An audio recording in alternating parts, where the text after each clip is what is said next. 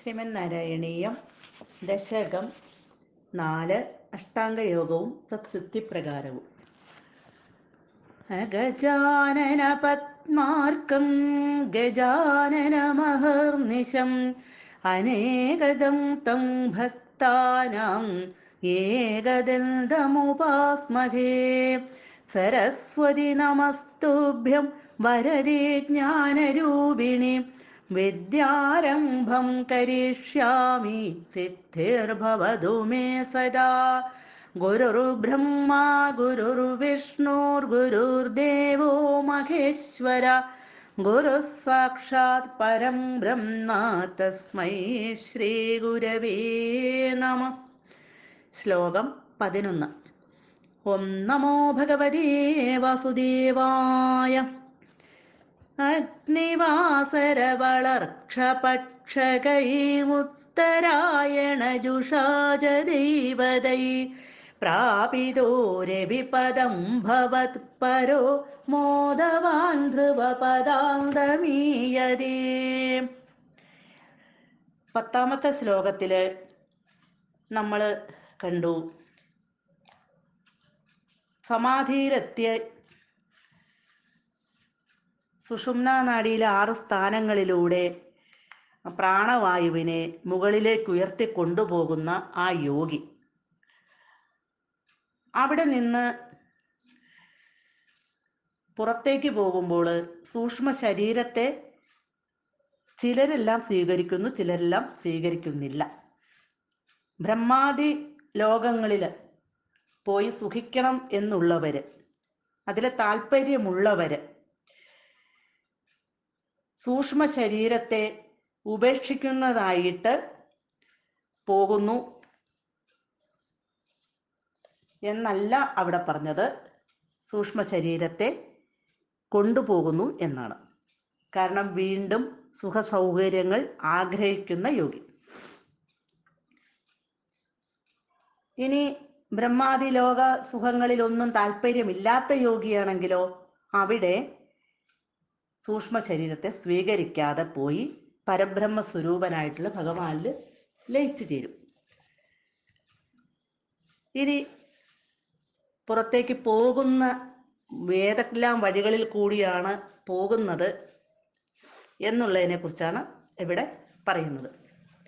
ഭവത്പര, അവിടുത്തെ മുഖ്യമായി സേവിച്ച യോഗി, ഭഗവാനിൽ പരമമായ ഭക്തിയോടുകൂടി ഭഗവാനെ സേവിച്ച ആ യോഗി അഗ്നി വാസര വളർക്ഷ പക്ഷകൈ.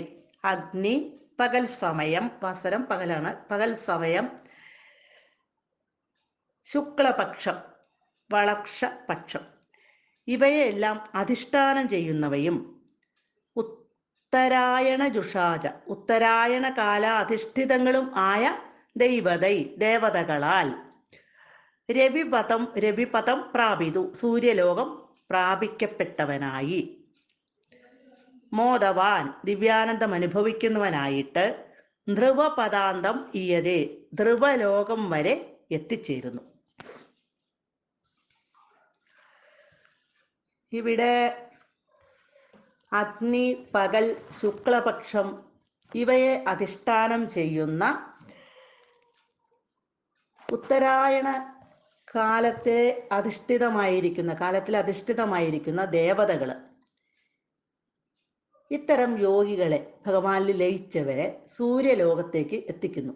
ദിവ്യാനന്ദം അനുഭവിച്ചുകൊണ്ട് ഇത്തരം യോഗികളെ എന്ന് പറഞ്ഞാൽ ഭഗവാനിൽ ലയിച്ച് ഇരുന്ന് സമാധി പ്രാപിച്ച യോഗികളെ സൂര്യലോകത്തെത്തിച്ച് ദിവ്യാനന്ദം പരമാനന്ദം അനുഭവിച്ചുകൊണ്ട് അവര് ധ്രുവലോകം വരെ എത്തിച്ചേരുന്നു. അതാണ് ഇവിടെ പറഞ്ഞിരിക്കുന്നത്.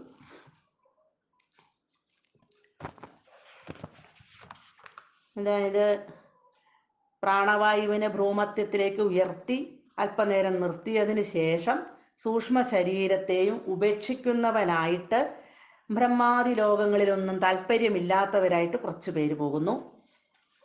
അങ്ങനെയുള്ളവര് ഭഗവാനിലേക്ക് ലയിച്ചു പോകുന്നു.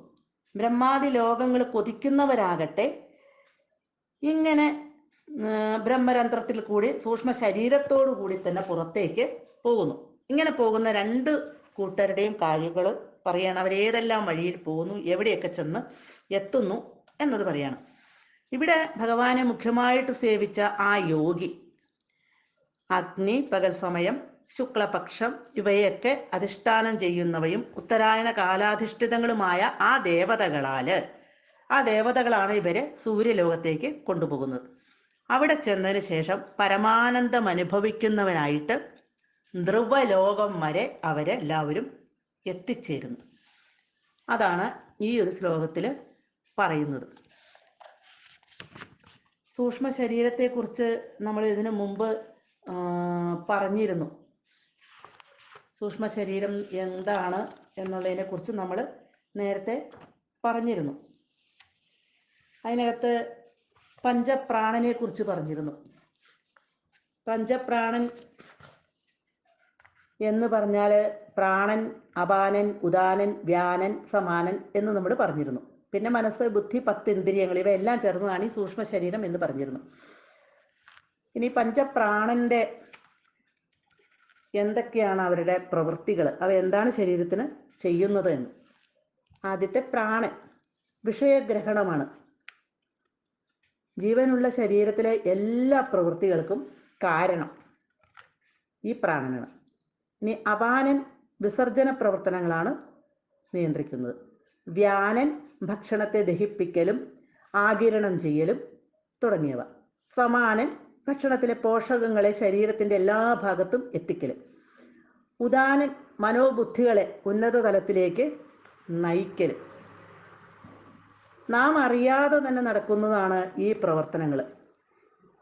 ഇതിനെയെല്ലാം പ്രാണായാമം കൊണ്ട് പൂർണ്ണ നിയന്ത്രണത്തിലാക്കാനും ഇന്ദ്രിയ വിഷയങ്ങളിൽ നിന്ന് പിൻവലിപ്പിച്ച് കൊണ്ടുവരാനും സാധിക്കും.